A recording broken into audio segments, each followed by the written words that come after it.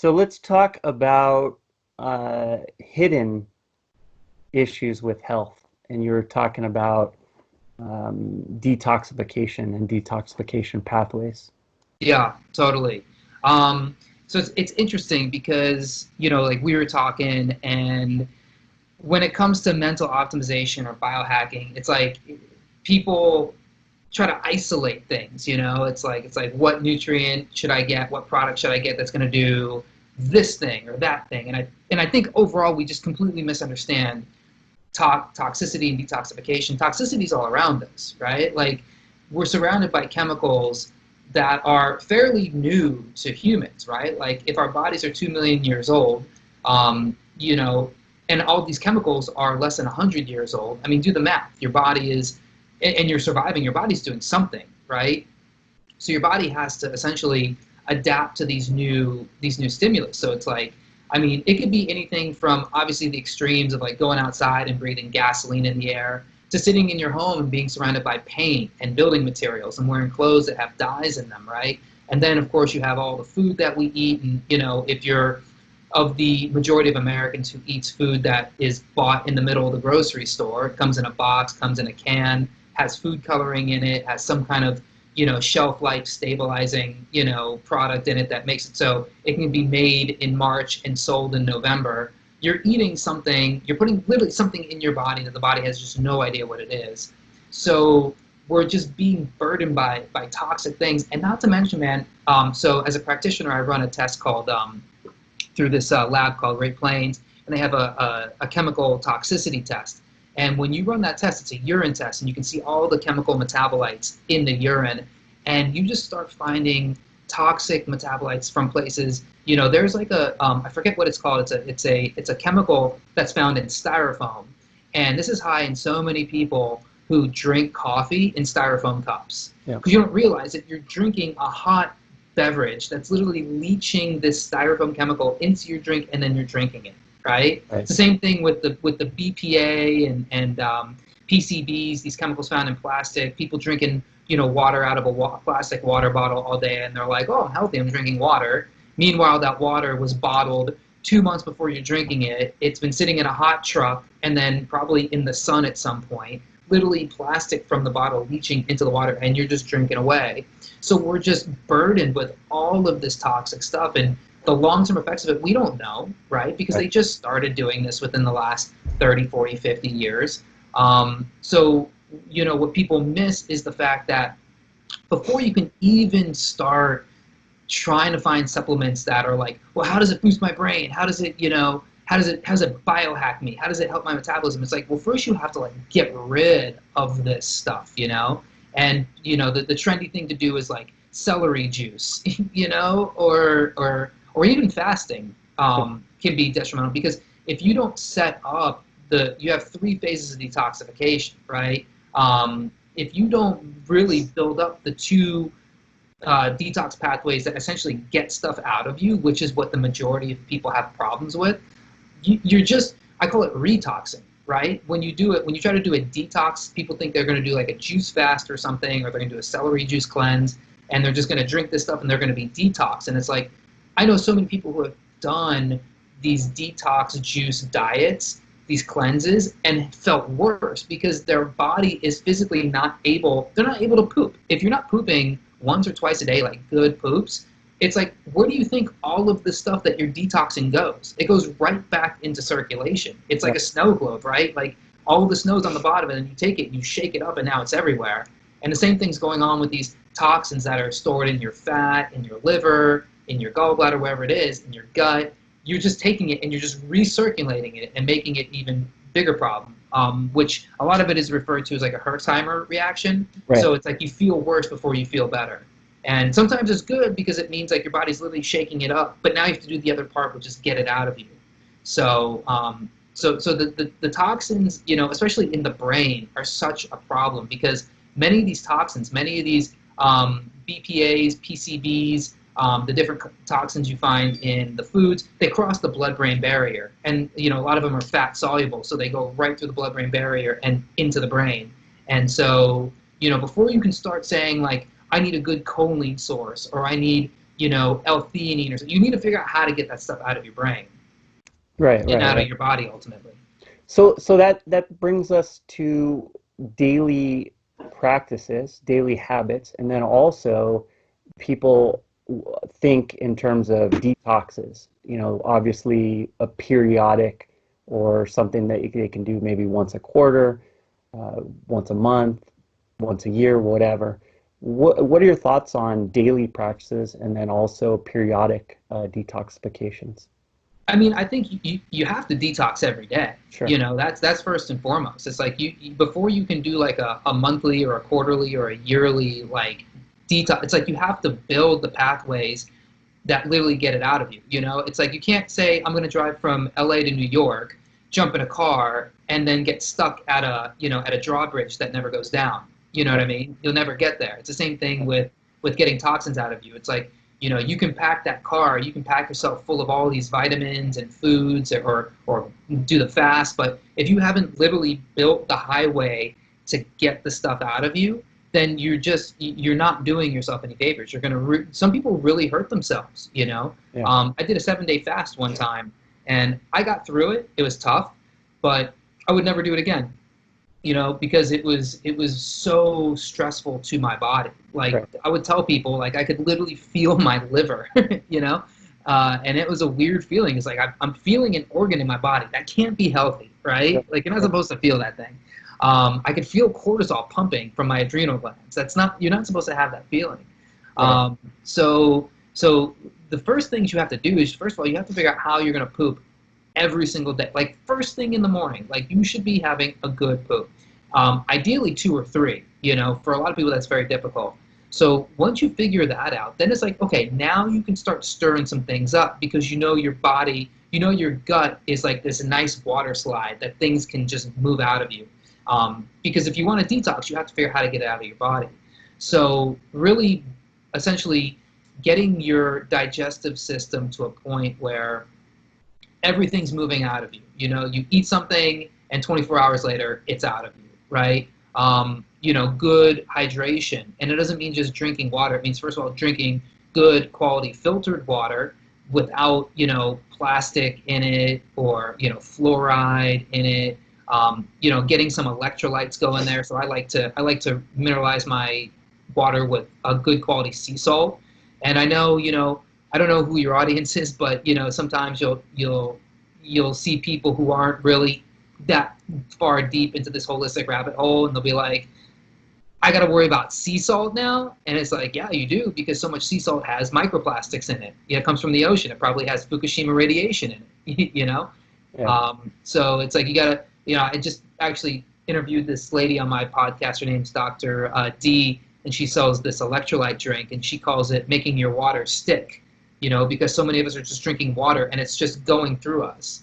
But Yeah. to really hydrate, it's like you have to optimize the sodium potassium pump. You got to get the potassium, sodium, chloride, magnesium, right? You got to balance your minerals out. So many people are walking around with mineral imbalances.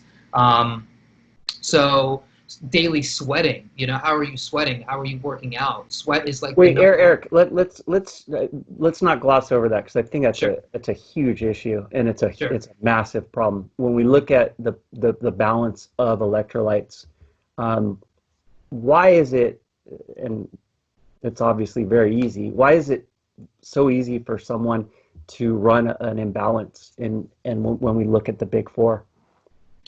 You're talking about the big four, what? Sodium, magnesium, potassium, calcium? Yep. Um, why would it be easy for somebody? I mean, first of all, you're talking about inflammation, right? You're talking about stress. The body burns through magnesium and sodium when you're stressed out. When your adrenal glands are pumping cortisol, I mean, you're burning magnesium, and you need magnesium for, is it like close to 1,000 or over 1,000 metabolic processes? You need magnesium. You need that magnesium piece in there, right? And there's all these different types of magnesium, right? Whether magnesium glycinate is a very popular form, or a lot of people like magnesium citrate. But the thing about citrate is distilled from corn, and so a lot of people have corn sensitivity. I'd say most people have corn sensitivities, especially if it's the GMO corn. So you got to kind of be careful with that. Since I've been in the nootropic space, I know magnesium threonate is big. Yeah. So, I kind of balance out between the two, glycinate and threonate. For some people, glycinate's a little more stimulating. For me, I know glycinate's a little more stimulating, so I'm one of the people who doesn't take it at night, but I know people do take it at night. You have to experiment, see what's best for you. Right, But right. you need to get ample amounts of magnesium. You need to get potassium, and I like to get potassium from fruits and vegetables, from food. By the way, I always go food first on all this stuff, Yeah. because nature's packaged this in a way that it's good for you. But for people who who live in food deserts, or you don't have access to good quality food, food can get expensive. I get it. So you want to be able to find these minerals in places, right? Sodium, again, you want to get it from a good quality salt. And calcium, you know, the thing is everybody says like you need to get calcium, or the mainstream thing on calcium is take your calcium pills so you don't get, Right. so it protects your bones. But you probably know, like I do, that's so incorrect, right? Because we all have calcium because calcium's in our bones, Right. right? It's not a matter of getting more calcium. It's how does the calcium move in your body, right? So it's Yeah. like, when your body's inflamed, uh, it releases calcium out of the bone, right? And then when the body's more at rest, so it's just constantly moving between the bone and the blood, for biochemical purposes. So what you need to do is you need to make sure that you're optimizing that movement through magnesium, vitamin D, and phosphorus, right? So supplementing with calcium is not a great idea, but the best way to get calcium is through um, bones. Really, a lot of people like to get it from leafy greens, which I think is okay. Um, but then this brings up a whole other ball of wax, which is like leafy greens and issues with plant toxins like oxalate specifically, Sure. which I've been really deep into trying to understand. But if there are worse things you can do than eat leafy greens. We both know that. Right. So and then you get into the minerals like zinc, uh, selenium, things like this, and again, minerals work in balances with each other. So the idea of saying, like we were talking about before, in America we have a thing: if something's good, more is better. So if Yeah. someone says zinc is going to keep me healthy from the coronavirus, then I'll just take thousands of milligrams of zinc a day. And what you don't realize you're doing is you're essentially sabotaging all these other things that depend on a zinc balance. You're sabotaging your copper situation. You're sabotaging your magnesium situation. Okay. You're sabotaging your iron situation. And then iron's another one where people take iron supplements. And again, there's no worse way to get iron in your body than through supplementation. Right. Really, again, your vegan viewers are going to hate me for this, but red meat is the best way to get iron. And especially for women, you got to get that iron. You got to get that bioavailable iron, from meat. And I know people are going to say, well, you can find it in leafy greens. No, not to the extent that you can in red meat. I know because I do the hair mineral tests, and I see the difference between people who eat the red meat iron stores and people who don't eat the red meat iron stores. And it's a complete vast difference. And guys have to understand that if you are doing like a keto diet or a paleo diet and you're eating a lot of red meat, that's good, but you might be becoming, what is it, where you get too much iron, and some people are more genetically disposed to storing too much iron, which can be devastating. Iron toxicity can really throw off a lot of ratios. So, if you're a dude and you're eating a lot of red meat, you got to also keep in mind that you need to be donating blood a lot, several times a year, so you I'm can glad you level said out the that. That's symptoms. one of my favorite strategies. Yeah, it's such a great bio. Hypertension. Yeah, I mean, men should be donating blood. Yeah, and that I have a lot of weird theories about the idea of red meat and heart disease, and I think more of it is tied to the iron than it is to the actual cholesterol in the red meat. I also have theories like with there's so much nuance when it comes to food. Yeah. It's not just like they do these epidemiological studies and they say, see, look at the people with red meat had more heart disease, but what you don't realize is what that's actually saying is that people who had heart disease also ate red meat. Not that the red meat caused heart disease, because if you eat any meat, and you prepare it wrong, like if you cook it in vegetable oil, if you char it over a grill and you turn it black, if you eat meat that comes from an industrial farmed animal. I mean, that's worse than getting it from like a good source pasture raised animal, and you cook it right and you keep it less cooked than more cooked. I mean, there's so much nuance. You cook it in butter and saturated fat versus cooking it in, the amount of canola oil sold in this country is just bonkers. Well, now we have avocado oil and extra virgin olive oil that's masked as as authentic when it's not. I know, man. It's so. I think I put this in your group, the avocado oil study, Yeah, yeah. where they found like 80% of avocado oils have vegetable oil and canola Yeah, oil because in it. we're now scanning for it with the olive oil, and people are finally aware of that. So Yeah, it's you can't. move on to the next. This comes back to the salt thing. People are like, "Oh man, I gotta worry about salt." Yeah, man, because they're fucking with you. That's why they're fucking with you. They're like drug dealers now. They're cutting avocado oil with shit oil to sell more of it. Yeah, yeah, And it sucks, but it's like you have to do that due diligence. I don't know if that answers your question, but yeah. It does. I think it's just a conscious, effort to remember that we people generally are not getting enough potassium. They're getting too much calcium typically, and then of course not enough magnesium. And some people do need more sodium, and some people obviously either should consider uh, increasing their potassium radically to make up for the fact that potassium is what chelates the excess sodium. So, yeah. Um, let's talk about mitochondria, and let's talk about specifically, we see a lot of people with fatigue issues, and they think, well, I'll just drink some more caffeine.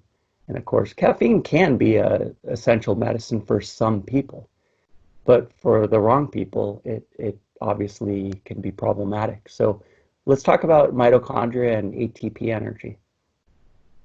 yeah, I mean, it's really how do you optimize your cells, right? How do you optimize this? You get the right nutrition in there.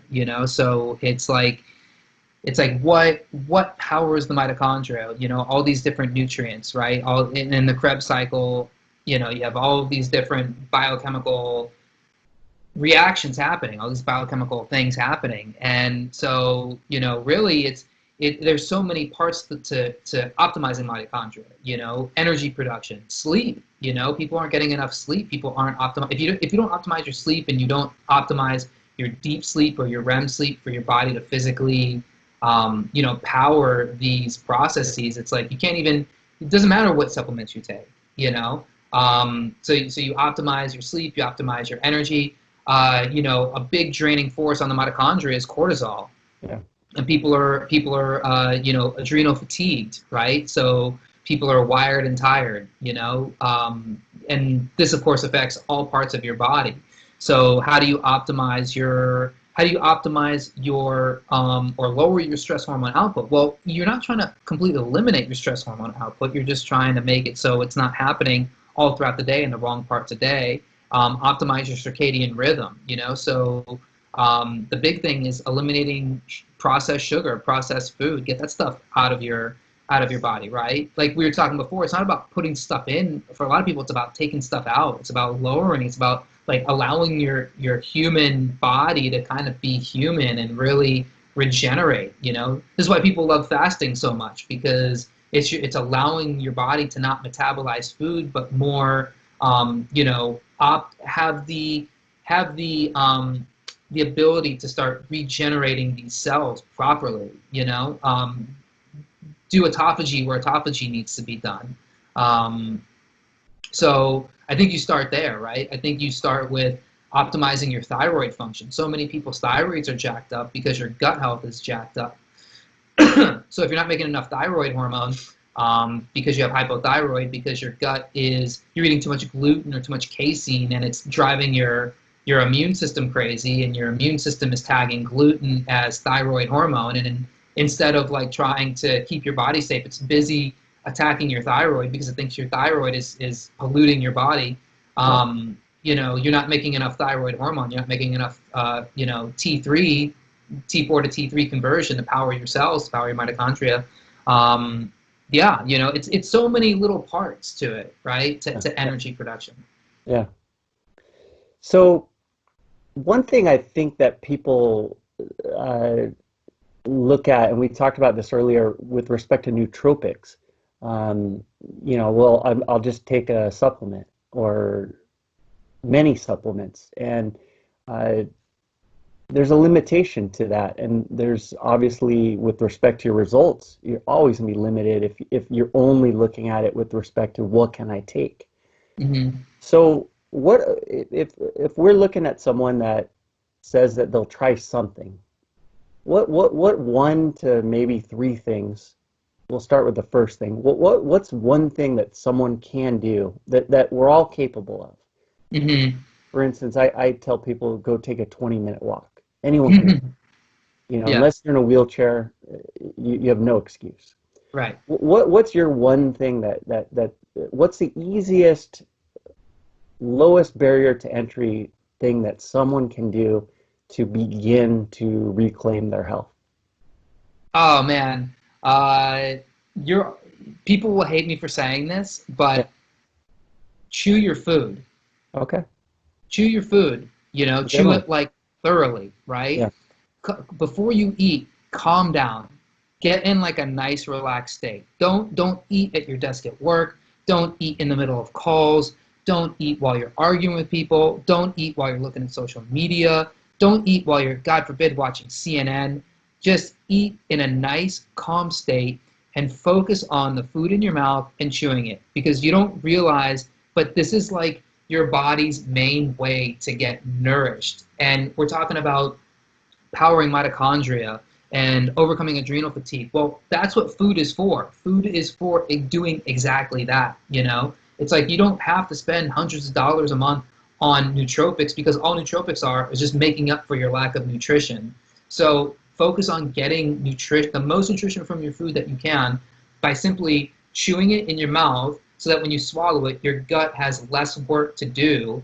And instead of burdening your digestive tract with half broken down food and you've probably gone so long doing this that you're not making enough stomach acid, and after a while you start growing this really unfavorable gut bacteria up in your small intestine, or you start having lack of short chain fatty acids made in your large intestine, and all of these things help the absorption and the whole body process of nootropics, right? Yeah. So literally the least thing, and you don't, and maybe somebody might watch this and be like, oh, well, this guy's a quack, right? Because my doctor would never tell me to do that because Right. there's no money in telling somebody to chew their food, you Right. know? So Right. call me crazy, but like I'm so old school that I think that food has the nutrients your body, that nature built in such a way that it's built to give your body the nourishment you need. So just chew your food, man. That's the easiest thing you can do. And anyone can do that, right? Believe it or not, I know the critics might say otherwise, but as far as I know, I haven't done all the research on this, but I'm pretty sure that most people can do this. So there's no PubMed to support that claim. There's no PubMed, and I'm trying to get money for a clinical study on it. It's very difficult though. So you're talking about sleep earlier. What what do you recommend people do to optimize their sleep? Take a sleeping pill? What what could someone do to begin sleeping better tonight?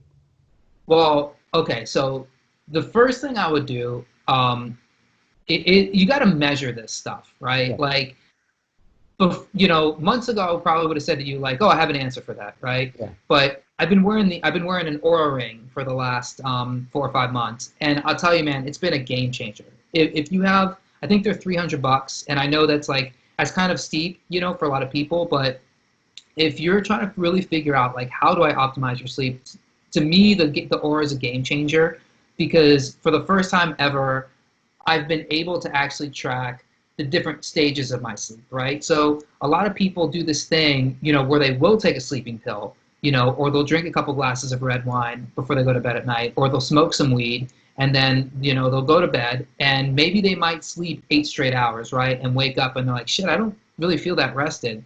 It's because those things literally sabotage your deep sleep. They sabotage your deep and REM sleep. This is like the restorative parts of sleep. If deep restorative sleep didn't do all the things that it did, I'd be like, who gives a shit about sleep? Don't sleep. You can get Right. more done during the day. Just drink coffee through the night, take like 30-minute naps. I think that's what Elon Musk does. He takes like a series of a couple hour naps throughout the day. Right. Just do that, right? But the fact is that deep sleep, I mean, it physically detoxes the body, repairs the body. REM sleep repairs your brain. It actually moves your different memory parts around so it can optimize your memory so that you can lower your chances of dementia. They find in people with Alzheimer's that they have these, accumulations of amyloid plaques, and they for years were like, well, I guess this is just a part of growing old. And it's like, no, it comes from eating excessive amounts of sugar and from your body not doing the reparative work at night to actually sleep. Because for hundreds of years we were just savages, right? Like we're just drinking beers before we go to bed, and what I found is that even if I drink one beer, like 4 o'clock in the afternoon, it will full on sabotage my deep sleep. Like it'll raise my heart rate. And so it takes my body a long time to actually get into that deep restorative sleep. That's the big thing the Oura Ring does. It tracks your heart rate, tracks your heart rate variability. That's the other thing. You can see what your, what your heart rate variability is, which, I'll be the first to say I don't know everything about heart rate variability, but I do know that it measures essentially your parasympathetic state. So, this is when we're talking about, well, how do we calm the brain? Well, you need to spend more time in parasympathetic. And what's a better way to know how your parasympathetic is than by understanding what your heart rate variability is? True. So to really hack your sleep, it's like the Oura Ring, just a game changer. And it's really forced. And the fun thing about it is you kind of gamify it, It's like the Oura Ring gives you a score on what your sleep is. And it's like, I'll have nights of sleep that were like 80 and above, and I'm like, yes, you can feel it, right? And then Yeah. I'll have some nights of sleep that are like below 80, they're in the 70s or 60s, and you can feel it. And so that's how I know it works, because it's like, okay, well, now if I'm gamifying it, how do I get a bigger, it's like, how do I get a better score? It's almost like a video game. Yeah. Yeah. It's almost like you're training your sleep, and this is the best way to track it. Now, if you're like, okay, dude, I don't got $300 just to drop on an Oura Ring, like I totally get it. The best thing you can do is, first of all, not take anything to fall asleep other than I think maybe melatonin, because for a long time I was very like anti-melatonin, and I don't take melatonin, but the more research I do on it, the more I'm seeing that I think there is some benefit, at the Yeah. very least, to people who have sleep issues. Like, it doesn't seem to be a thing that really, because my thing is like, if I take melatonin, will that sabotage like the whole serotonin, tryptophan, melatonin pathway? Will my body not start making it, not make it? And it seems that it doesn't do that. It seems Yeah. that It's you a can take metabolite. melatonin, right? Yeah. So if you're like in this position where it's like you can't sleep, it's like, okay, take some melatonin, right? Take it away from food, and see how it works for you. Yeah. So I think that's like one thing. The biggest things though that you can, like, practices you can do are like shut it down like 2 hours before you go to sleep, right? So like stop working, stop looking at social media, take screens out of your visual field. Don't eat, like give yourself like 3 or 4 hours from your last bite of food to the time you go to sleep. Especially don't eat like crap food. Don't eat sugar. Don't eat processed food. Try to eat your biggest meal earlier in the day. Granted, I'm like guilty of this myself, Right. but if you eat your biggest meal like around lunchtime, and then like later on in the night, you have like a small like lunch-ish type food. And then a lot of people, it's like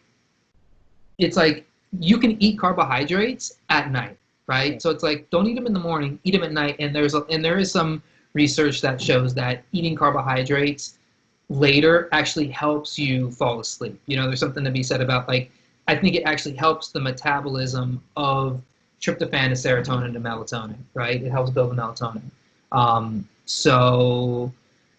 So yeah, so I think those are the biggest things. And you get a lot of people who do the blue light blocking glasses. Listen. I like to listen to audiobooks now, or like interesting like like story based podcasts. Yeah.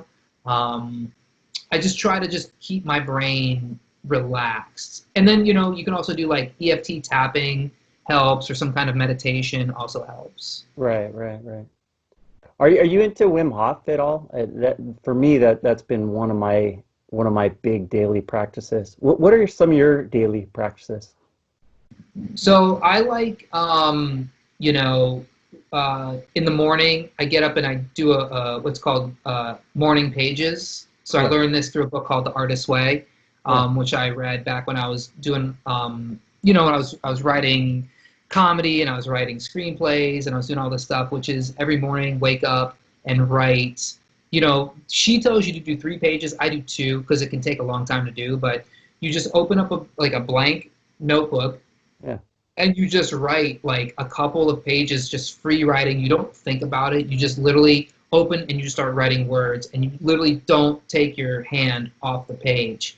And so to me, that just kind of starts getting the brain going. Like, you want to be thinking in a way that taps into your subconscious, so you're not thinking too hard about things, right? You want your brain to operate from your instinct, right? You don't want your brain to operate from this overthinking everything, am I making a mistake, and judging and questioning. It's like, you just want to go with it, man. Just be right, you. right. And that's why I love the morning pages. So I do the morning pages, and then I learned this from James Altucher, which is write 10 ideas, just fast, just like the morning pages style, but just 10 ideas, just jot them down. And like, I've done this for years now. I've probably written tens of thousands of ideas, and we're talking 99.9% of them are absolute dog shit.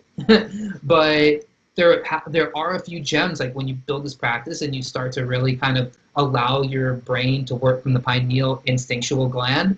um, you'll generate an idea, and you'll be like, holy shit, like, I might actually do that, and it just Yeah, came from nowhere. yeah, um, and it could be a $1 million idea for people, who knows, right? right, right. um, and then the other thing I do is I do a gratitude journal. So I learned this from Wayne Dyer, and I do 10 things I'm grateful for. And again, I don't like overly think this. It's just like, the thing about gratitude is, like, you don't have to be grateful for like all the good stuff. In fact, it's actually good to be grateful for the bad stuff in your life. So it's like, you can be grateful. It's like, I'm grateful for my house. I'm grateful for food in the fridge. I'm grateful for my girlfriend. I'm grateful for my job. But then it could also be like, I'm grateful for losing my job. I'm grateful for the car accident. I'm grateful for getting in a fight with that person. Because when you start to like take your brain and be like, uh, do that thing where you take bad stuff and turn it good, it's like, that's when your life changes. That's when you become unstoppable, in my opinion. Like, when controversy hits, like, I learned this from Tony Robbins, actually. He has a thing where he says, like, anytime like a devastating challenge comes, like when something bad happens, most people get really depressed, Yeah, right? Most people just take it as defeat. And he goes, a worthy opponent. And that takes everything, man, and it just flips your entire world. And this is where I think reframing. real success comes in. When you reframe that and you go, I lost my job. A worthy opponent. Here we go. I was just living my life in this haze, and I was just kind of taking everything for granted, and I wasn't really getting better. And then now I don't have this job anymore, and now life has presented me with this challenge, and I have to defeat this challenge. I have to come over the top of it. And look, fuck. It's like, I don't need to deal with small fish. It's like, if you want to play in the big leagues, it's like, you need big league problems, right? And so I welcome that stuff. And it's those practices and that gratitude, and those things that have essentially helped transform my life into into doing these monster podcasts. Nice, No offense, I love it. I'm just joking with you. nice. Um, so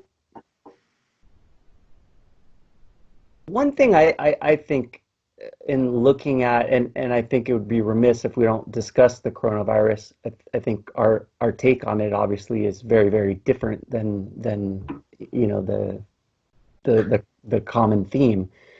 But one thing I look at, and I've thought about this quite a bit through this last 5 months or whatever it's been, when we think about holistic medicine, and there's a great cartoon, it shows a blazing house burning down, and it shows, it's making fun of a holistic practitioner, and he's got like some arsenic dropper, and he's dropping it, on the flames that are blowing out the building, and that's sort of the common theme that we think of. Oh, well, someone that is involved in holistic, practice is simply, just trying to give you some arnica and telling you and thinking that it's just going to be okay, blah, blah, blah, Hmm. blah. So I look at it and I think we need holistic medicine more than ever before. We Hmm. have an obesity rate that's what, 45%. We now, for the first time ever, are legitimately, as you and I are in health and we're grounded. But why are we grounded? We're grounded, of course, because of Domino's and Pizza Hut and McDonald's and this society we're living in, where we think, oh, well, we take a vaccine or a pill or whatever, and yeah, there's value for, and there's a place for everything, but we're living in a society where Americans are on 12 pills. Hmm. We by definition, when this virus hit our country, we faced it probably historically for the first time ever with a 45% immune compromised society. Hmm. So for someone to suggest, and I've heard this argument over and over, well, I'm healthy, it doesn't affect me. No, it does, because of the people around you. Hmm. I think we need holistic medicine more than ever. And I Hmm. think the fundamental flaw, of course, if you're in an accident, there's nowhere else better to be than an emergency room, and they do it better than anyone. And Hmm. it's cutting edge. But in terms of prevention, it's non-existent. So I was curious to get your thoughts. I ranted, hoping that you'll take the ball and do some of your own on this topic. No, it's a good rant. I mean, I agree 100% with what you're saying. You know, it's interesting because you know you make a good point where it's like people do this thing and they go, oh, holistic, quackery, and these people are just, they're nutbags and they're quacks and whatever, and hey, I've seen like, memes of like, yeah, okay, enjoy good luck with your banana keeping you safe from the coronavirus, Yeah, right? yeah, um and it's just so weird that people have that perspective, because it's like, well, yeah, banana doesn't come with side effects that include suicide and more depression and elevated heart rate, and um but granted, like, nobody in this world is saying a banana is going to keep you from coronavirus, yeah, keep you safe from coronavirus. right. Look, here's the empirical data. People can say whatever they want, but the fact is that I use Google Trends. I don't know if you use Google Trends, but I use Google Trends, and um, there's no better way to see like what people are Googling than Google Trends. Right. There's no better way to see what is on people's minds than seeing what they Google. Like, people could tell me like, oh, nobody believes in holistic health, really. So in March, when the coronavirus broke out, um, the first thing I did, I was on Google Trends a lot then. I was just researching things. Right. And one of the number one searches I saw that just completely transformed in March on Google Trends was the term homeopathy. So homeopathy was like, like kind of nobody was really Googling it. And then March, it went like a hockey stick. Yeah. Oh, like 100% change. Like, people were Googling it like crazy, which goes to show that, and one of the top, I forget the name of it, but there's a homeopathic medicine that was flying off the shelves. Like, you could not get it anymore. It became like, what was the other thing? Like, I think it was vitamin D. Glutathione was hard to get Yep. in March. Yep. Yep. People were like, people, it was on back order. Vitamin C was on back order. So was homeopathic medicines, because people were like Why would they do that? Why would they turn all of a sudden to all of the woo woo weird shit that we live our lives according to when a pandemic starts? Because they know you can't rely on modern medicine to keep you healthy. Yeah. Yeah, if I get hit by a car, or if you get hit by a car, don't come to the hospital with a fucking banana, Right. right? I Right. need a doctor. Okay, Right. that's what all this modern medicine technology is for.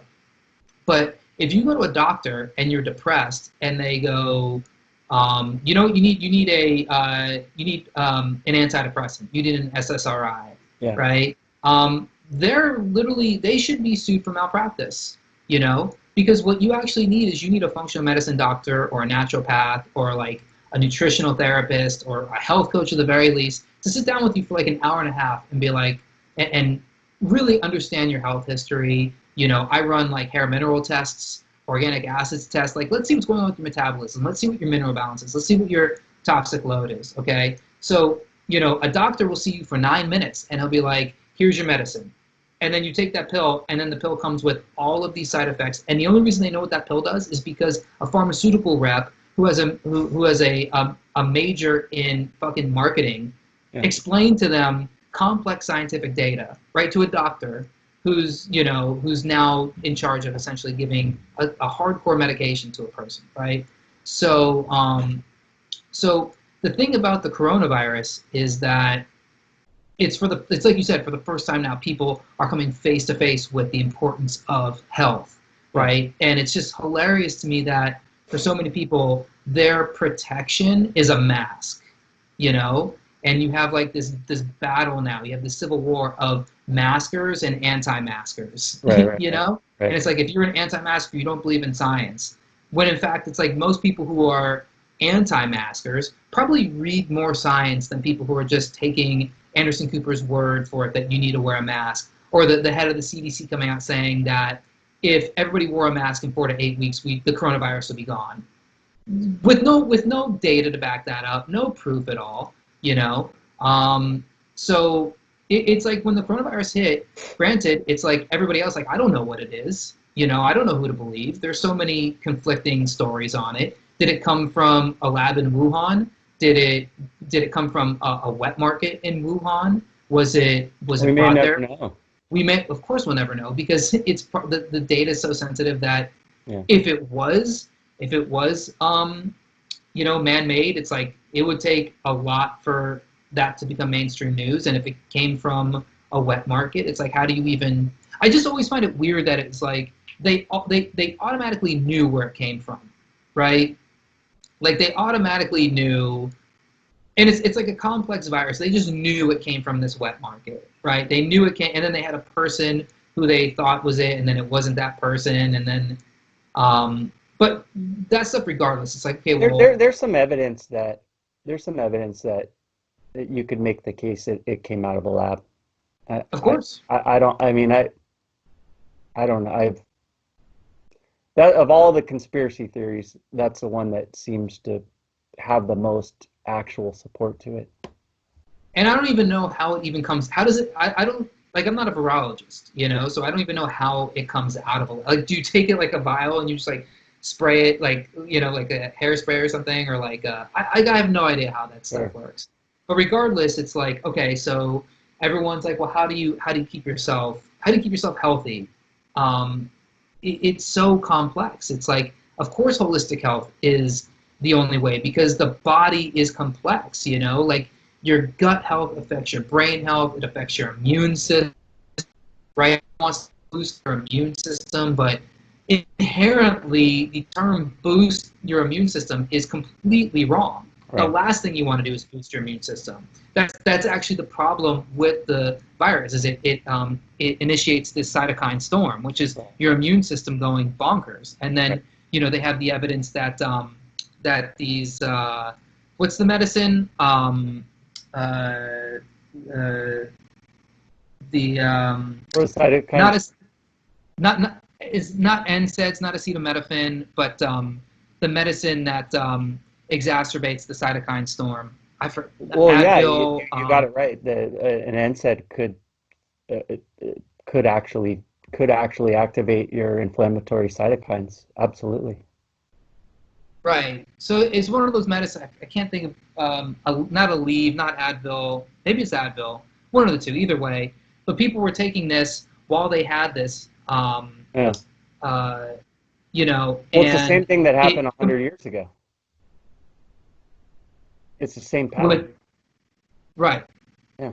What are you talking about with the flu of 1918? Yeah. I don't know much about that. What's that about? Well, they had complications. The dose was massively higher than what people are taking right now. But, we have loads of people on anti-inflammatories.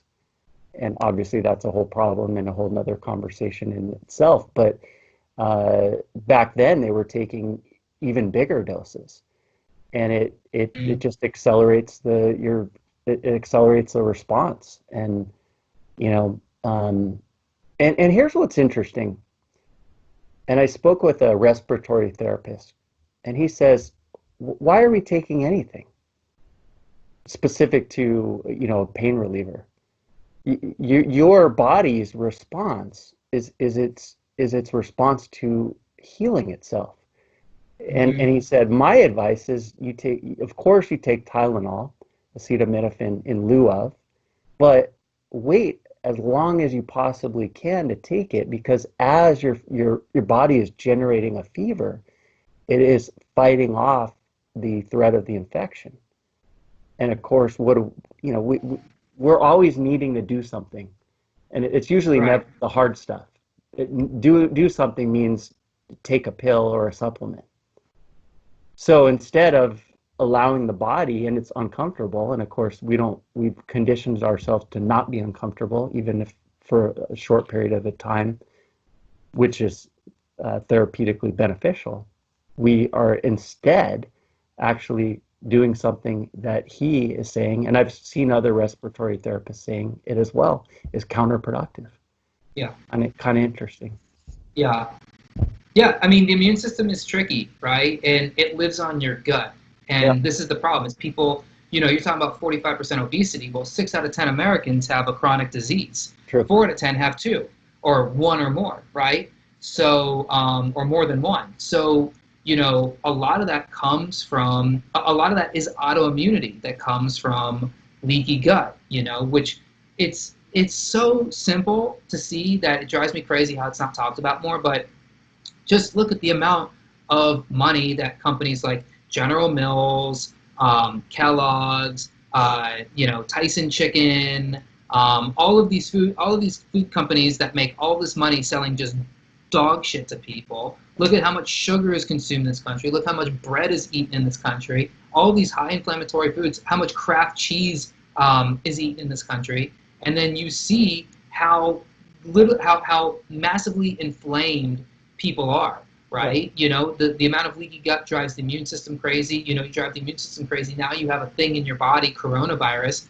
that specifically, is designed to drive your immune system even crazier. Yeah. And yeah, you essentially get overly inflamed. Your blood oxygen levels drop, and people have serious issues with it. They say that the people who deal with it the worst are people who have pre-existing metabolic conditions. Right. Of Right. course, it's like, of course, we live in a country where 6 out of 10 people have a chronic disease, Yeah. and then you have the issue of like, well, now they're counting, you know, instances of coronavirus where it wasn't even actually diagnosed. You have a test where it brings back all of these false positives. People who are getting in motorcycle accidents are getting counted as coronavirus. So there's so many questions on that front. But going back to like the holistic health piece, it's like when you do the work every day, you've had your struggles with it and you've found your way. It's a journey, Yeah. and in the nootropic space, we both see it. People don't want the journey; they want the destination. They want the fix. They want the pills. And the good thing is that a lot of people are coming around and saying, I don't want the pharmaceutical pills. I want the all natural pills. And you don't realize like the all natural pills are not built like the pharmaceuticals where they're going to give you a one-to-one response. It's like you have to build your body in a way that gives you a more powerful response. So gut health, lowering stress hormones, detoxification. These are my big things. Yeah. Yeah. I think, and I'll close out the loop on the coronavirus, and feel free to add on to what I'm about to say. I think it's an indictment on our lifestyle. And here's what's really interesting is, so we're 6 months into this or whatever, and there's still no treatment. Mhm. We can riff on that and go off on a tangent on that, and it's not really the point. What is effective is health. Right. What is effective is actually, they say, well, and of course everyone wants to give the anecdotal story of the guy that's 23 and he was healthy. Well, there's the exception to every rule, always, Mhm. on anything. Generally speaking, by and large, we have a situation here where if you are otherwise healthy, not running a metabolic disease or diseases and or obesity, which is metabolic disease, and all those essentially make you immune compromised, that's the best. Why are they not using vitamin D in the hospitals? Because it takes 2 weeks to build it's ineffective in terms of logistics. Mhm. What does this tell us about how we've decided to live our lives? It's very reactionary. And I think the vitamin D commentary is the best one.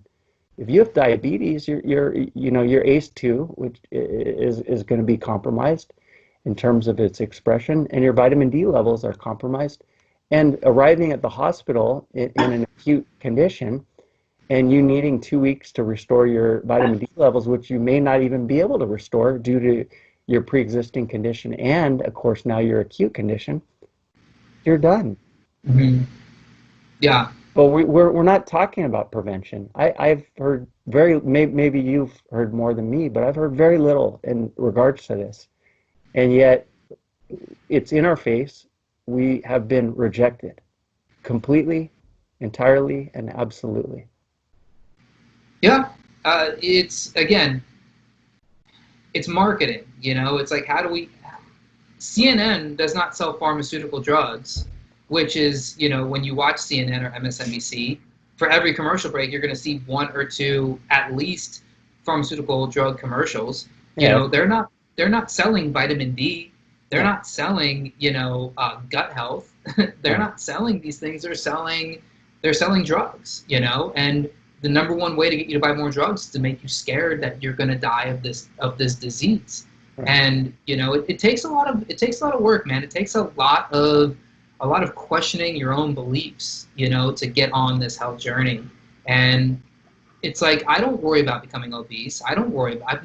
I worried about the coronavirus for a week because I didn't know what it was. Yeah. And then when I began to see the shenanigans with it, and then I just started asking questions. That's all you had to do, was just ask questions, right? And you start to realize, like, could be serious, but it seems that if I take care of myself, if I just do continue the practices that I've been doing, if I just keep my immune system on point, whatever your practice is, mine is, some people like to take a lot of vitamin C. I like to go with lemons. I like getting vitamin C from Yeah, I lemons and do the from same. and from foods. Yeah. So that's how I'm gonna fight it. And you're right. Like, they take the few 23, 24, 25 year olds who get it and die, versus the hundreds of thousands that got it and literally felt absolutely nothing.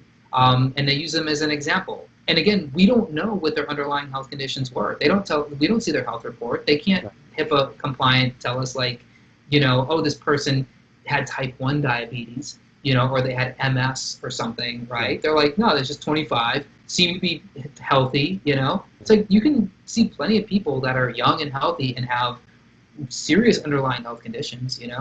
Um, it's just the fact that people don't understand the nuances with health, and that's where the holistic piece comes in, because you begin to understand when you start diving into holistic health, and you understand the mind and body are connected. You start to understand that your spirituality does, your belief in spirituality or your belief in mindfulness does truly affect your stress hormone output. When you affect your stress hormone output, I mean, cortisol literally hijacks. You're talking about SNPs, hijacks your SNPs, hijacks Yeah. your entire genome, right? Hijacks your ability to properly detoxify, hijacks your ability to not store calories as fat. So, yeah, it's people want the quick the quick solution because I get it, because the brain is built to survive and less information is better. Which is why people don't like me, because you notice I'm very long-winded. I overly explain stuff, but they Well, want somebody to be like, we're in the same company. yeah, they want people just to be like, take this, this does that, and then bam, it's done. And that's what they do in the pharmaceutical commercials. They tell you this does that, and then they spend 45 seconds telling you, oh, here's all the other things it does. They're called side effects. And the piece they don't tell you, here's like where the little fucking hand sleight of hand comes in, where it's like, no, those are not side effects. Those are main effects. Yeah. If a pill does that thing, that's what the pill does, because that's how it acts in the body. It's not a side effect. It has just as much chance of, like, an antidepressant has just as much chance as making you more depressed as it does of making you less depressed. It's just, how does your body react to it? Again, holistic health. This is where you find those answers.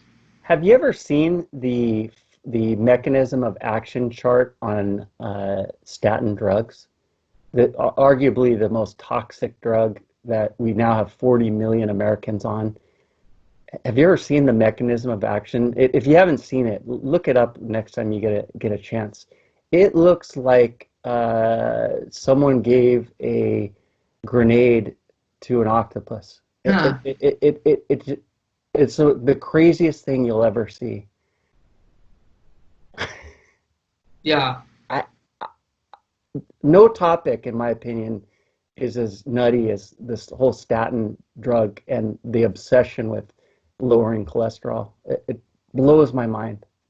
Yeah. And you probably come from a world where it was like, for a long time, that was normal. It was like, I can't have high cholesterol. I got to avoid fat and red meat and butter and egg yolks. And then when you start to realize the truth of it, it's like, you almost feel, you get angry. You're like, I can't believe they're telling this to people. And what they're doing is they're making a lot of money off the older generation right now, because they grew up in the Ansel Keys time. Like, if you're a baby boomer, I mean, we're talking 1950s, 1960s is when the heart health theory really came to prominence. And it was like, if you grow up with that throughout your life and you truly believe that fat makes you fat and that cholesterol gives you heart disease, it's hard to be in your late 60s, 70s, and 80s and think that it doesn't. When in fact, actually, the research tells you that cholesterol is actually much better for you, especially when you're older. You actually need more cholesterol when you're older. And then they wonder, well, where is all this Alzheimer's and dementia coming? Well, one of the mechanisms of action of statin drugs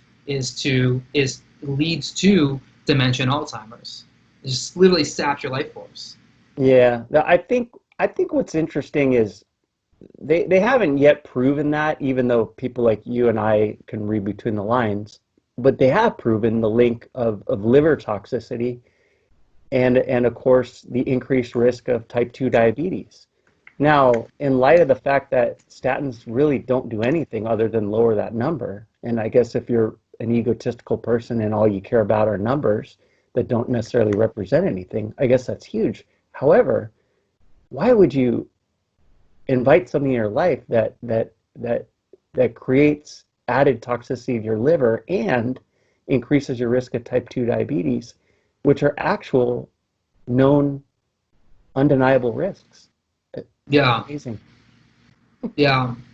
People, it's like again, I don't think they know the side effects of it. I don't think they Right. know the harms of it. They just think cholesterol is going to give me heart disease, so I need to avoid that. And when you Yeah. hear that heart disease is the number one killer of Americans, it's like, well, I'll take the insulin resistance, I'll take diabetes over the Right. heart disease. Right. Or they think that it's like there's less of a chance of getting it. It's just a mind fuck, is what it is. Right.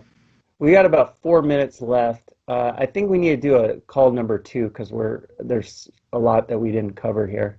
So Yeah, hopefully I'm down. we can work that out in the near future. What let's end this on something. What's the most interesting? What's your favorite discovery of this year that was like a major aha? What's something that is kind of fascinates someone that's about to listen to you? Wow, that's such a great question. Um, there's been several. I think the prevalence of oxalates in plant foods Okay. and what they do to the body has been has essentially changed my not my whole diet, but a major part of my diet. You know, I was a vegan for a couple years, and I was eating, you know, even as a non-vegan, I've always eaten a lot of plants, or in the last 5 6 years, I've eaten a ton of plants, and you know, oxalates are basically found in high amounts of what we call health foods, you know. So they're highest in spinach, but then you also find them in Swiss chard, in beets, in almonds, and then of course almond byproducts like almond flours, which are big in the keto and paleo community. All these foods, sweet potatoes, all these foods that are considered healthy foods are very high in oxalates, and oxalates essentially are these little you can call them like minerals almost, or like they're like these molecules that are essentially little crystals. And you know, if you have a food that's high in oxalate, you know, sparingly, it's okay, right? But the problem is that it's a thing that builds in your body, and you know, they form kidney stones. So a lot of people who have kidney stones are subject to high oxalate diets. They store they the body sequesters them and puts them in different places. So the kidney is the biggest draw, but then they're also found in the liver, they're found in the brain, they're found in muscle tissue, they're found in the heart. You know, they see a lot of kids with autism with high oxalates. It's kind of a complex science, but the big idea is you want to really reduce the amount of oxalates you get. And I was so guilty of this, but you know, the big thing people do in the health community is they drink a lot of like green smoothies or eat a lot of green salads, and these things are loaded with oxalates. And typically you should be able to metabolize oxalate in your gut, but because so many Americans especially have taken antibiotics and have such poor gut health, we don't have the several strains of bacteria that actually metabolize oxalate properly. So instead of getting metabolized and turned into short chain fatty acids, which is what gut bacteria does to these things, Right. it just goes into the gut and then gets out into the blood and then gets put in these different places and essentially just wrecks so many parts of your health. And you know, you can measure your oxalate levels by taking an organic acids test, and you can see your actual oxalate levels. And when I did mine, it was one of the highest levels I had on my organic acids test. And it was really simple for me to see, like, my diet was made up of so many of these, because I thought I was being healthy, you know, and while I was being healthy, I'm dealing with like skin issues and you know, memory issues and some gut issues here and there. And I'm like, I'm eating, you know, spinach, and I'm eating kale, and I'm eating, you know, almonds and cookies made from almond flour, and I was getting big into okra, and in Puerto Rico we eat a lot of plantains. Those are high in oxalates. So that's probably been my biggest one of my biggest ones. Another one I've had is mold toxicity, and really learning a lot about mold being this kind of X factor in so many people's health. Like, you don't realize, but like the mold that you're exposed to, like in your home, in your food, you know, a lot of foods are really high in mold: beer, cheese, peanuts, chocolates, coffee, you know, moldy fruits and vegetables. But then, like, we're living in maybe not so much where you are in Southern California, but like in the East Coast, especially like in the Northeast where I used to live, like in New York, it's all these buildings are all old, moldy buildings, right? You're just, and the mold in these buildings, like what they do essentially is they essentially compete for dominance in a space, and they essentially release these mycotoxins into the air, and you breathe in the mycotoxins, and they essentially colonize mold spores in your gut. And this is where people have so many like candida problems and gut bacteria problems. So people, you know, people have mold issues that affects their mental health, their physical health. It's such an interesting phenomenon. Yeah. And then I think the other thing I'm coming around to that's been a real big discovery just off of doing my podcast and talking to a lot of, you know, doctors, functional medicine doctors, naturopaths, is the devastating effect of antibiotics. Yeah. You know, being a kid who grew up in the 90s, it was like I took so many antibiotics, and I didn't know. It was just, you're just nuclear bombing your gut bacteria, and this has so many devastating effects down the road. So many people have a ton of health problems after they take antibiotics. My own brother took antibiotics, and then he got just a massive staph infection. So many people have go on antidepressants after they take antibiotics. They're putting kids on antibiotics, and sometimes they report. Sometimes they have autism that stems from antibiotic use. So, and they're just used so much, and they're used a lot in coronavirus treatment, which is really disturbing. The treatment resistance is I mean, I don't think it's getting nearly enough attention whatsoever at all. Yep. Yeah, because these biofilms, right? Like the Yeah. concept of biofilms in your gut, the candida, the fungus and the bacteria, they get together, and the parasites, they build these little tents. And I've talked to a few different doctors who have a couple different perspectives on this, but some people say you got to bust biofilms and kill the bacteria and the fungus, and some people say leave it alone. I'm kind of more on the camp of leave it alone, but regardless, you're not killing bacteria anymore with antibiotics. Right. You're killing good bacteria, and what happens is when you kill all that bacteria, the first thing to grow back when you start eating, you go back to your standard American diet and you're eating white bread and sugar and processed ingredients, is you start growing bad gut bacteria. So many people get things like SIBO and IBS Yeah. after antibiotic treatment. Right. So it's crazy.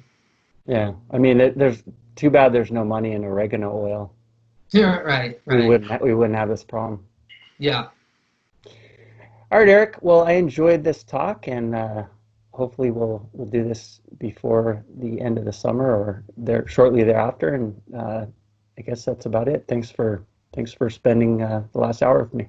Yeah, it's been great. Thanks so much for having me, Mark. Yep. I'll see you in the group. See you in the group.